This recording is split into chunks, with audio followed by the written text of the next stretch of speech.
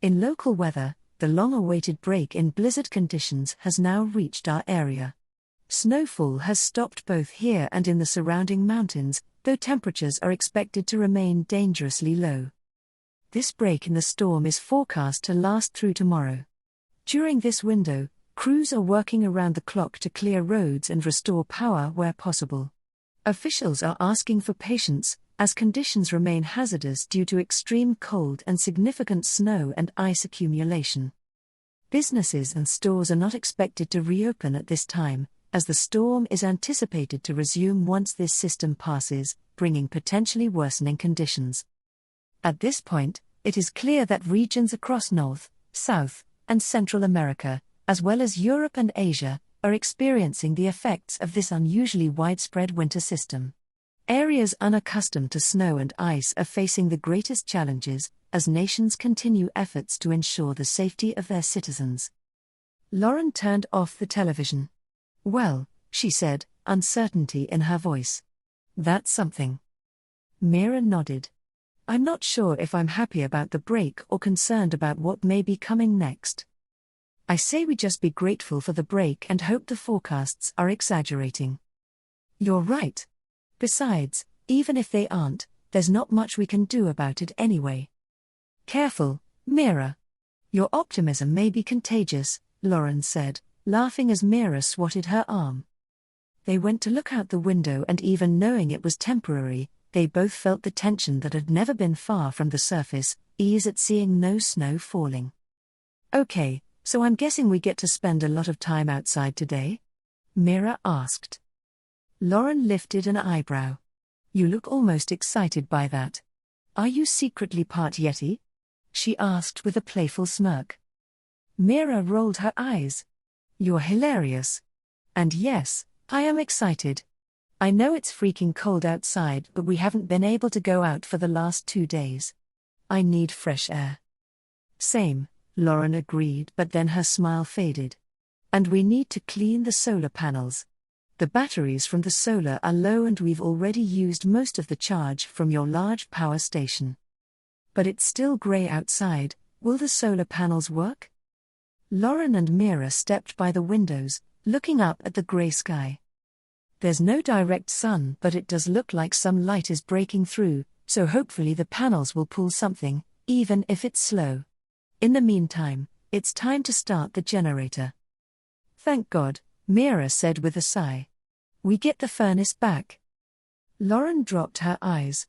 "Yeah, I'm sorry, I guess my plan to switch power sources wasn't so great." Guilt struck Mira at the regret and self-doubt on Lauren's face. "Lauren, I'm sorry. Your plan was and still is a good one. I'm not complaining, honestly. She couldn't think of anything that wouldn't make her sound like an ungrateful jackass. "You want heat," Lauren finished, offering a forgiving smile. "I do too. And I'm sorry.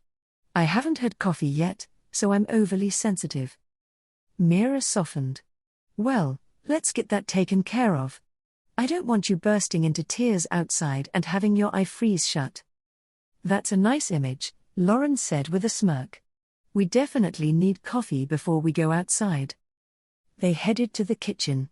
After the first day without power, they had decided using the wood stove to heat water was too slow for their love of coffee and switched to the propane stove instead. "What all do we need to get done?" Mira asked, sipping her coffee.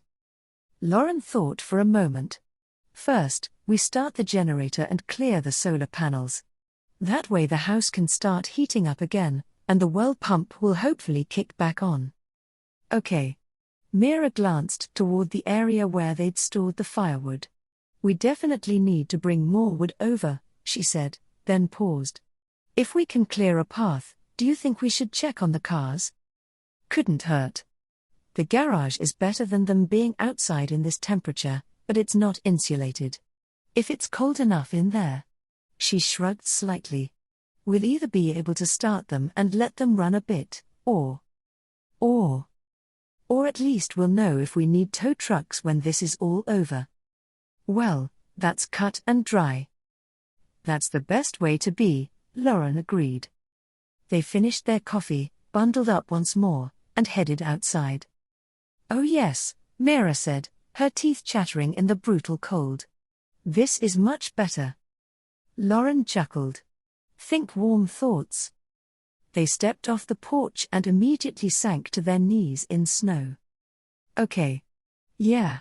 I need the shovel," Mira said. "Yeah. There's no way the snow blower's getting through this."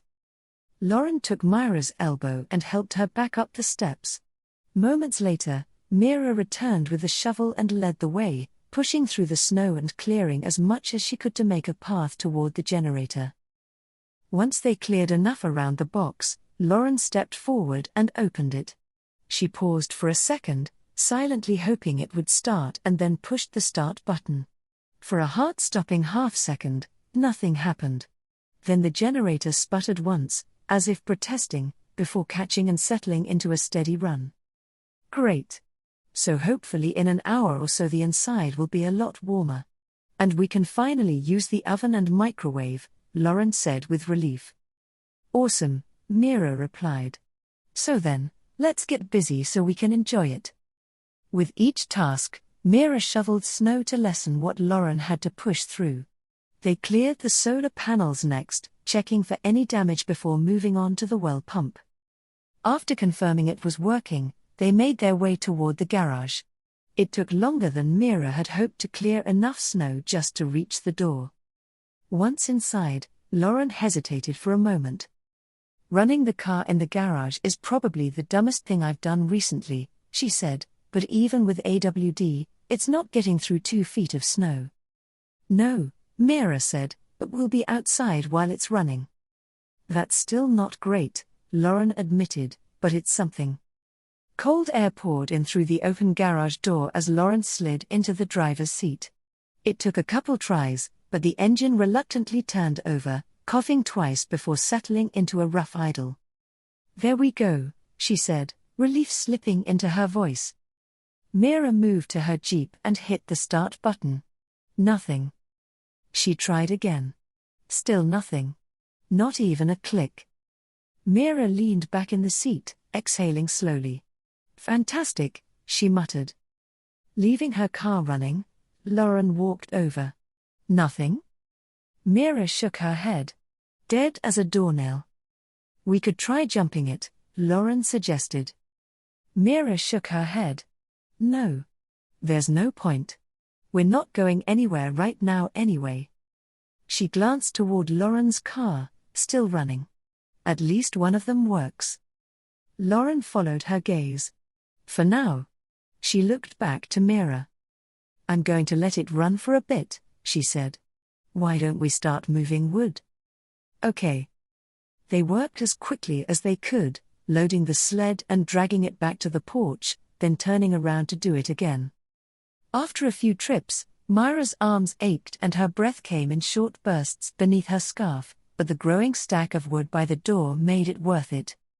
Lauren glanced toward the garage, the car's exhaust drifting in the cold air, then back up at the roof. "All right," she said. "That should hold us for a bit. Let's shut the car off and take care of the vents and the chimney." Lauren went to the garage, shut off the car, then closed and locked the door while Mira cleared the vents. When she returned, they made their way back to the porch and pulled the ladder free, brushing off the layer of snow that had settled on it. Mira ran a gloved hand along one of the rungs, checking for ice. As Lauren grabbed the snow rake, a sudden knot tightened in Mira's stomach. "Do we really need to do this right now?"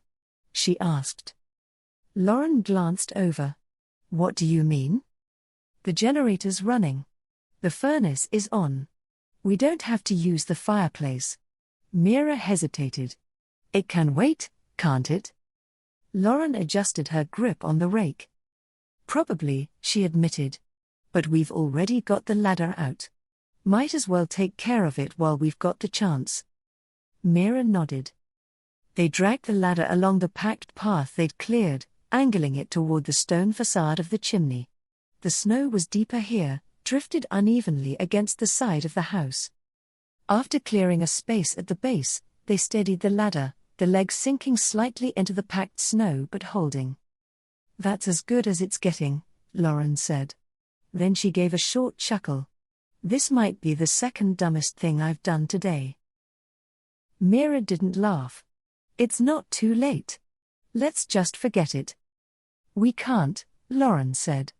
If we don't clear the ice and build up, once the storm picks up again and we're using the fireplace, that may not end well for us. Mira knew she was right and let out a quiet sigh. I know. Just be careful. There was something in Mira's voice, something in her eyes, that sent a warmth through Lauren. She hesitated for just a second, then cleared her throat, nodded, and started up the ladder. Each step was careful, deliberate. The ladder creaked softly beneath her weight as she climbed, boots finding perches on the cold metal rungs. You good? Mira called from below, one hand still steadying the side. Yeah, Lauren said, not looking down. At the top, she shifted her footing, testing her balance before reaching for the snow rake. The roof was thick with snow, several inches packed down beneath a lighter layer. She pulled the rake across the edge. A thin sheet slid loose and fell harmlessly to the side. See? She said. Not so bad. Mira didn't answer. Lauren adjusted her grip and reached a little farther this time, angling the rake closer to the chimney cap. The resistance was different. Heavier than before, and she began to worry that ice had started to form. She scraped harder. The sound came next. A low, shifting crack. Mira's head snapped up, her heart seeming to stop as she watched a dense slab of packed snow break free from the roof and slide downward in a single heavy sheet. It hit Lauren squarely across the shoulders and back, causing her to swear loudly. The force drove her backward and the ladder began to wobble. Lauren lost her hold and fell hard, hitting the packed snow drift with a thud before sinking into it as the rest of the snow and the ladder came down on top of her. For a split second, fear and shock overtook Mira and she couldn't move. Then she ran. Lauren. She dropped to her knees, hands digging frantically through the loose snow where Lauren had disappeared. Lauren, answer me. Her glove brushed against fabric and she exhaled in relief, her hands working faster to free Lauren from the snow. Come on. Come on. Lauren couldn't breathe. She couldn't see. There was only pressure, crushing in from all sides. Panic surged through her, but her body wouldn't respond. She couldn't move. Then, faint at first, Mira's voice broke through the haze, and finally she saw light as Mira cleared the snow off of her. Mira's scarf-covered face came into focus above her and tears of relief stung her eyes. You're okay, Mira said, her voice raspy with the threat of tears. Suddenly, Lauren let out a loud gasp, her body jerking as air rushed back into her lungs. Mira's throat tightened in sympathy as Lauren struggled to catch her breath. Easy, Lauren. Just relax. You're all right, Mira said quickly, brushing snow away from her face. Once the heavy, pained gasps settled into shaky breaths, Mira carefully slid an arm around her shoulders. It's okay now, Lauren. Let's get you inside, she said, not waiting for a response. She helped her to her feet, steady but gentle, and guided her toward the cabin, not caring a single damn about the ladder or the rake. The moment they were inside, Mira guided Lauren straight to the sofa near the wood stove. She paused when she saw the mattress in the way.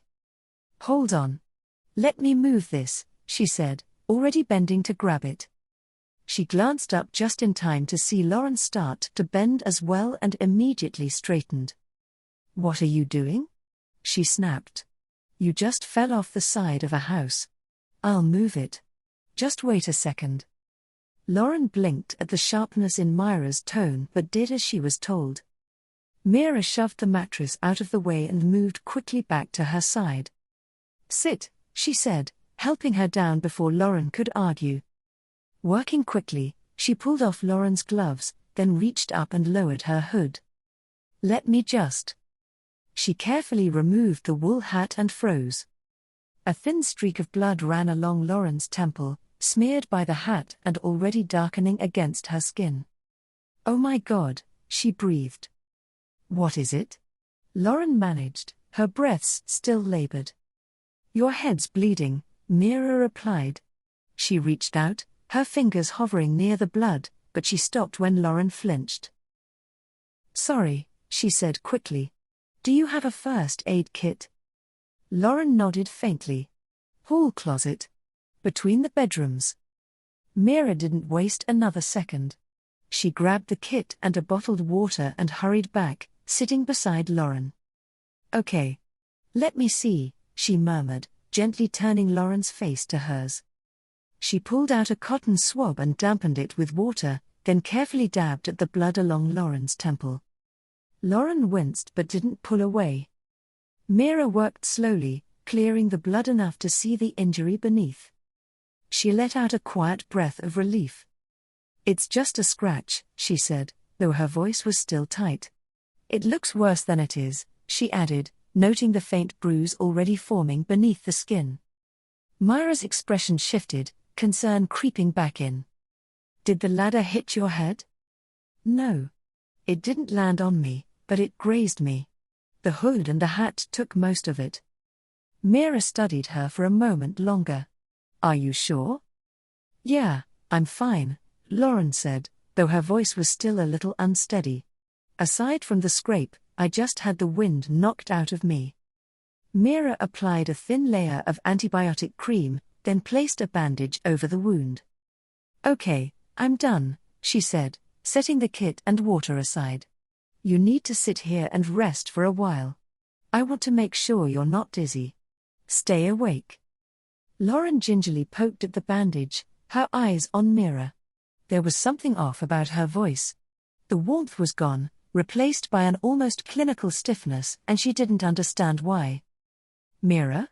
She asked tentatively. Do you need some water or coffee or something? Mira asked, not looking at her as she moved to hang their still wet outer clothes by the front door. No. I do want to know why you're angry. Mira stiffened. I'm not angry, she said, the lump in her throat nearly choking her with the effort to hold on to her emotions. Yes, you are. Did I do something? Yes, Mira snapped, her emotions breaking free. Yes, you did. I said the chimney could wait, but you just couldn't listen. You had to climb up there, not giving a damn about what it would do to me if something happened. The rant stopped as quickly as it started, the image of Lauren falling, buried beneath the snow filling Mira's mind and blending with the memory of her pale, gaunt face watching her as they took their last breaths. The last of her restraint broke, and to her shame, she burst into tears. Lauren's stomach knotted. She got to her feet, relieved when no dizziness came, and hurried over to Mira. She stood behind her for a moment, something shifting inside her at the sight of those trembling shoulders. Mira? She asked again. She couldn't help it. She gently turned Mira around and wrapped her arms around her. I'm okay, she said, even as a dull ache settled into her back. After a moment, Mira pulled away. I'm sorry, she sniffed. You scared me. Her eyes stung again. Seeing you fall and disappear into that drift, and then I couldn't see you, Mira, stop, Lauren said gently. I'm sorry I scared you, but I'm really okay. I promise. She gave a small, reassuring smile. I'm stubborn. I won't leave you so easily. Even if I do smell. Mira looked up, caught the faint smile, and let out a watery laugh. You are definitely stubborn, she said, stepping back. Though you don't smell. Yet. Her laugh grew stronger at the way Lauren suddenly looked like someone had let the air out of her balloon. Thank you, Lauren drawled, relieved to hear that light laugh once more. Okay, Mira said, taking a steadying breath. Go sit back down and rest. I'll start lunch. Lauren knew better than to protest and returned to the sofa. For the first time, she felt the increased warmth of the house and almost cried, knowing the furnace was finally doing its job. In the kitchen, Mira turned on the coffee maker and then the stove, relief settling in. She set aside the camp stove for now. She poured some of the pre-made chili into a pot and left it to simmer while she moved to check everything else. She started with the kitchen faucet. There was a hiss of air followed by a sputtering burst of water that faded into a thin trickle before finally strengthening into a steady stream. Mira let out the breath she hadn't realized she'd been holding and moved on, checking the bathroom faucets next. After a few uneven starts, the pipes caught and the water began to run consistently. Then, thinking of what she and Lauren had both been craving for days, she turned the shower to hot, letting it run while the water heater caught up. The last thing she checked was the solar system. The battery levels were slowly climbing, not fast without direct sunlight, but enough to give her a small sense of relief. As she returned to the living room, she felt Lauren's eyes on her, but still unsettled by everything that had happened, she continued to the kitchen. Lauren frowned as she watched Mira move from task to task. She knew that despite the earlier laughter, Mira was still shaken by the accident. She didn't fully understand why it had affected Mira so strongly, but that didn't matter. What mattered was that she wasn't sure how to make it better. For now, she would let Mira feel what she needed to feel and quietly reassure her that she was okay and not going anywhere. "Chili is ready," Mira called. "I hope that's okay." "Sounds great." Lauren got to her feet and, aside from a slight twinge in her back and a lingering tightness in her chest from earlier, she didn't feel any other signs of injury. She made her way to the counter and slid onto a stool. "I thought I said to stay on the couch," Mira said, lifting an eyebrow. "You did, but I decided I didn't really want to spill chili all over my lap," Lauren replied, her lips twitching. She couldn't deny the embarrassed tint to Mira's cheeks was rather precious. Mira silently cursed herself for not even considering the eating arrangements, but the barely hidden smirk made her smile. "Are you implying you're a slob?" Lauren snorted. "I'm never going to have the last word with you, am I?" "Not if I can help it," Mira chuckled. She filled 2 bowls and was about to sit on the stool next to Lauren, but then remembered the shower. She hurried to the bathroom and let out a small sigh of relief when she felt the hot water before turning it off and heading back. "Something wrong?" Lauren asked, crumbling crackers into her chili. "No. The water's hot now. We can finally take real showers." "Awesome," Lauren said. Using boiled water to bathe was starting to get old. "And if you're stiff at all, it should help," Mira added. After they finished eating, they cleaned up together, falling back into an easy rhythm that felt almost normal. "You go first," Mira said, nodding toward the bathroom. "I'm fine." Mira gave her a look. Lauren sighed. "Okay. I'm first." While Lauren showered, Mira brought in more firewood, stacking it neatly near the stove to give it time to dry out. She moved steadily, keeping busy, not quite ready to sit still yet as unwanted thoughts threatened to intrude on the peace. By the time Lauren emerged, looking noticeably more relaxed in boxers and a t-shirt, Mira slipped into the bathroom herself. The hot water was almost overwhelming at first, and for a moment she had to fight the urge to just stand there until she couldn't bear it any longer. Instead, she kept it brief. They both knew they couldn't afford to waste fuel. Embracing the heat of the now warm cabin, she threw on shorts and a t-shirt as well. When she returned, both of them felt lighter, cleaner and much more human. "Sit," Mira said again, softer this time. Lauren rolled her eyes but obeyed, settling back onto the sofa. Mira gently checked the wound on Lauren's temple and reapplied the antibiotic cream and a new bandage. "Well, are my brains going to fall out?" Lauren quipped. Mira chuckled, even as she ignored the images of Lauren's fall. "Hardly. Now, stay put. I'm going to do a load of laundry. We may as well get as much done now as we can before we have to switch off again." "But I should help," Lauren protested. "I'm really okay." "Maybe so, but I don't want to risk anything. Now kindly sit there and be waited on for the rest of the day." Lauren blinked and then grinned. "Fine. Who could argue with such an order?" Mira made a face and then headed to the small laundry room. Once everything was going, Mira joined her, and they turned on the television, pulling up the local weather channel. The signal was better now. Not perfect, but steady enough. A local weather reporter appeared on the screen, seated in what looked like his living room. As conditions briefly improve across the region, crews continue working to restore power and clear roadways where possible. While power has been restored in some areas, many are still waiting. Roads are being cleared within city limits, though conditions outside those areas remain too dangerous for continued work. As conditions remain stable, the National Guard is being deployed to 4 distribution areas across town, where they will be providing prepackaged supplies. Locations will appear at the bottom of the screen. The police chief has stated there will be a police presence.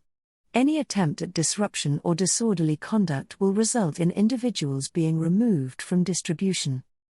It should also earn them a big slap while they're at it, Lauren commented, drawing a laugh from Mira. Unfortunately, as conditions remain unpredictable, businesses and stores remain closed, and residents are strongly advised to continue rationing food and water. Now, the bad news. The system has begun to move again, and this brief calm is expected to end by tomorrow morning, with the potential for worsening conditions that could last at least another 2 weeks. After tomorrow, it may no longer be possible for crews to continue working to restore power. In response, the city has set up emergency shelter space at the high school, the middle school, and the community recreation center. Officials state there is capacity for approximately 150 people across all 3 locations, and space will be available on a first-come, first-served basis. Lauren let out a slow breath and muted the television. "I don't know if I should be optimistic or not," she admitted. "I'm pretty sure you just answered your own question," Mira said with a small laugh. "So, do you think Peter was one of the lucky ones? Maybe his power came back?" Lauren asked. Mira hesitated, then instead of reaching for her laptop, she picked up her phone. Only one way to find out. She quickly pulled up the camera feed. The image buffered for a few seconds before finally coming into focus. The living room appeared on the screen. All of them were there, huddled together in heavy coats, gloves, and blankets, gathered around 2 propane heaters, listening to the radio and scowling. "Don't they look cozy?" Lauren said, amused. Mira snorted softly, her gaze shifting around the room. One of the windows was cracked open, a towel shoved along the gap to block the worst of the cold. "Huh," she murmured. "Turns out he does have brains." Lauren laughed outright. "Disappointed?" Mira shrugged, a smirk lifting her lips. "Not really, despite everything, he's always been technically intelligent. Morally? Not so much." Lauren scoffed. "If he was that smart, he would have never thought he could replace you." The words were simple, but something about them caught Mira off guard, a small, unexpected flutter settling in her chest. She lifted her head and looked at Lauren.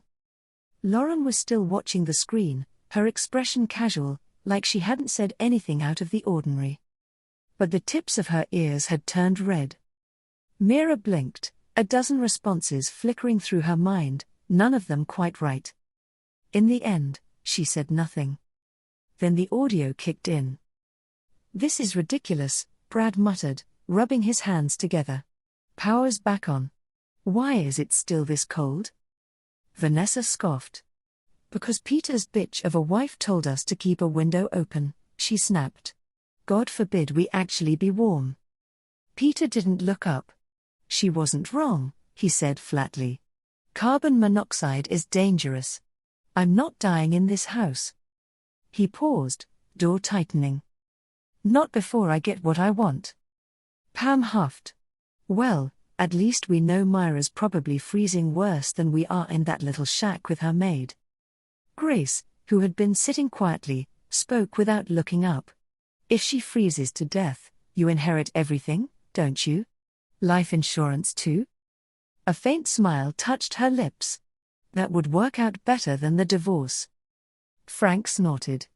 At least she'd finally be good for something. Pam leaned forward slightly, a smirk forming. Well, if the power's back, then the Wi-Fi might be too, she said. Or at least cell service. Her eyes flicked toward Peter. Why don't you do a video call? She added. Let us all see how she's holding up. Vanessa snorted. Yeah. Let's see how long she lasted in that shack. Brad gave a low chuckle. Probably sitting in the dark, wrapped in 5 blankets and half-starved. Peter nodded and grabbed his phone. Mira and Lauren exchanged a look. Then Mira smiled. It wasn't a pleasant smile. I'm in the mood for snacks, she hinted. Lauren understood her thinking immediately. Me too. She hurried to the storage room, grabbing a bag of potato chips and other items, spreading them on the kitchen counter as Mira's phone rang. Mira picked up and accepted the video request. Her eyes widened as she had a close-up look at Peter. His usual carefully groomed appearance was gone, replaced by stress, his hair disheveled. The grainy video kept pausing, indicating service wasn't entirely restored. Peter, she greeted, not giving anything away.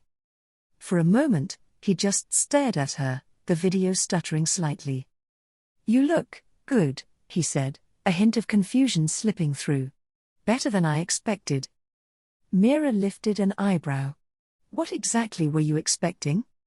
Peter hesitated, clearly aware of the others listening. I just meant. With the storm, he said, recovering quickly. Things got bad in town, so I thought things would be worse there, especially in that cabin. Mira's jaw clenched at the barely subtle dig and looked forward to showing him exactly how wrong he was. They were, Mira replied calmly. For a bit.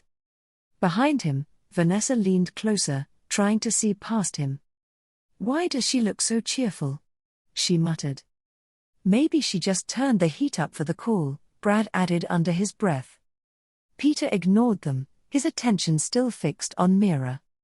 Are you warm? He asked. Do you have enough food? Mira almost smiled. We're doing just fine, she said. She stood up from the sofa and pulled the phone back, letting Peter and those gathered around the phone see her short sleeves. Then she turned around, giving a view of the large and elegantly equipped cabin, including the kitchen with its clearly expensive counter, covered in food. Peter's mouth gaped. What, Mira, where the hell are you? I told you. Lauren's cabin. No, that place is huge. How can it be Lauren's? Just then, Lauren, also dressed in boxers and a t-shirt, passed behind Mira, a bag of chips in her hand. She stopped by Mira. Oh. Hey, Pete, she said cheerfully, before heading to the kitchen. What the hell? Brad scowled, moving closer until Peter elbowed him. Something wrong? Mira asked, walking to the counter and grabbing a cookie, while letting them see the 2 steaks defrosting on the counter. Grace leaned forward, her eyes narrowing as she studied the screen. Whose place is that really? Mira munched on a cookie, one brow lifting. I just told you, she said. It's Lauren's. Grace scowled. Oh please, she scoffed, that is clearly not the kind of place a housekeeper can afford. So I will ask again. Where are you? And why are you wearing short sleeves? Pam added. Maybe their ears are frozen, Lauren commented, stepping up beside Mira. She told you, she drawled, this is my cabin. The answer will be the same no matter how many times you ask. Mind your own business, Grace snapped. You're talking about my house, Mrs. Jarvis, so it kinda is my business. Mira hid a grin behind her hand as Peter floundered. So, you have heat and enough food? Mira and Lauren both saw the calculating gleam in his eyes. For now, Mira replied coolly. Since you're able to connect, I assume you have power back, which means you have heat too. Why are you all still wearing your coats?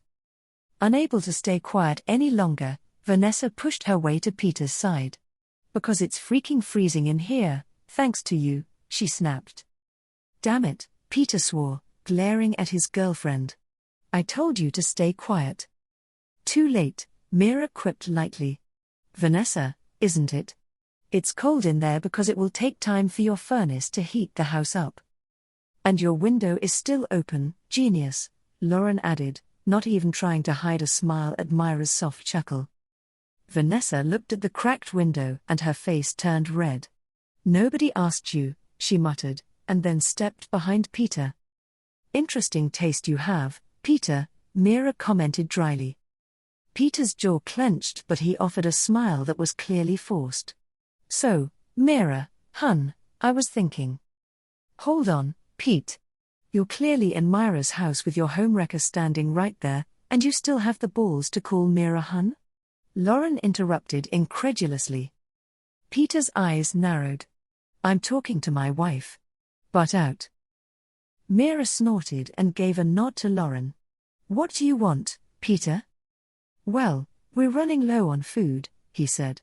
Maybe we should come there. Just until things settle down. Grace immediately leaned forward. Yes, she said firmly. We're family. You owe it to us to help in a situation like this. Lauren's expression went cold. You aren't my family, she said evenly.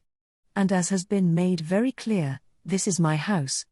I don't owe anything to people who treat me like dirt, and Mira certainly doesn't owe anything to people who openly embrace her husband's mistress. Mira heard the anger beneath the calm tone and glanced toward the screen, her gaze settling on the group. Wait a damn minute, Peter snapped. You heard Lauren, Mira said. She makes the rules here, and she doesn't want company, so. Frank straightened, his expression hardening. Then order her to let us come, he snapped. This is ridiculous. Mira laughed, the sound light but sharp. You really don't know Lauren very well, she said. Ordering her to do anything never ends well. She shifted her weight slightly, her tone turning practical. Besides, it should be pretty obvious that you can't make it to the mountains. They only managed to clear main roads in the city limits. Don't worry though. The news said supplies are being distributed. You might want to head to the nearest location before everything is gone and the storm comes back. Her gaze flicked toward the window behind them. And while you're out, you can let the house warm up. That is, if you remember to close the window and turn off the heaters. Lauren let out a quiet laugh beside her. Voices immediately began to rise on the other end, overlapping in frustration. Having listened to them long enough, she ended the call. There was a moment of silence before Lauren started laughing. Is it wrong that I enjoyed that? Mira couldn't hold back her own laugh. Maybe, but it was still better than any show we downloaded. The laughter lingered for a moment, easing the last of the tension from the room. For the first time since stepping outside, everything felt settled. Mira exhaled slowly, the adrenaline finally beginning to fade. She glanced at the steaks and the pile of snacks spread across the counter. I'm going to go ahead and put the steaks back in the fridge, and then I think I'm going to work on my book for a while, she said. Lauren nodded. Okay. I'm going to light the fireplace. Hopefully it will keep ice from building on the chimney. Good, Mira interrupted, her eyes drifting to the bandage on Lauren's head as the memory of her fall flashed through her mind. Because you are not going up that ladder again. Lauren caught the look, regretting the way the earlier smile had faded. Fair enough, she conceded. Are you going to be okay by yourself for a while? Mira asked. I'll be fine. I'm probably just going to read for a while. Maybe take a nap. Oh. Okay, but if you feel dizzy or anything, come get me. Yes, Miss Mira. Now quit procrastinating, Lauren ordered with a small smile, trying to lighten the mood again. Bossy, Mira retorted with a smirk before heading back to the office. The warmth filling the cabin and the quiet presence of her cheeky companion, safe and sarcastic, brought with it a sense of peace that had been missing for days.